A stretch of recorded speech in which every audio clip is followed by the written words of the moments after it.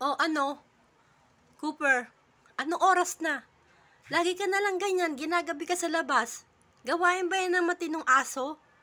Ikaw na yung pinakamakulit dito. Ikaw na yung hari. Ikaw pa yung laging nahuhuli sa pagpasok sa bahay. O ano, ganyan ka lang? Didila ka lang? Anong oras na? Lagi ka na lang ginagabi. Saan ka ba nagpapapunta? Alam mo naman bawal na bawal kayong nasa labas. O, ano, hindi mo ko intindi. Hoy! Cooper, tara na, Per. Cooper, kita mo na? Tinalikuran na ako. Per! Halika rito, kinakausap kita, bumalik ka. Ba't kasi ganyan yung boses mo?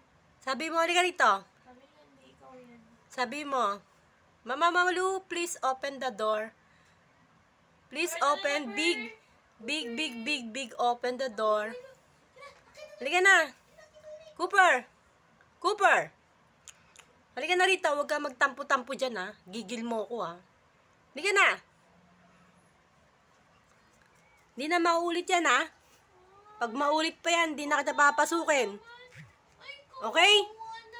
Eh, sinasabi ko eh. Gabi-gabi na, ikaw na lang nahuhuli lagi sa, sa labas. O, ayan na. Galit. Tanong mo kung galit. O, galit. Galit ka, galit. Galit. Galit. Galit si Per. Galit ka? Hindi. Good boy. Huwag na ulitin yan ha. Pag sinabing pumasok na lahat, pumasok na ha. Galit si Per. Okay? Sinasabi ko eh, hindi ka gumagaya dito oh. Oh ha? Chill lang. Oh, Milo good boy talaga yan eh.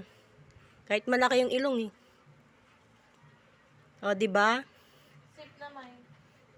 Tulog na. Good boy talaga to si Milo eh. So ito muna ang aming pag-uusap ng mga aso ko. Thank you for watching.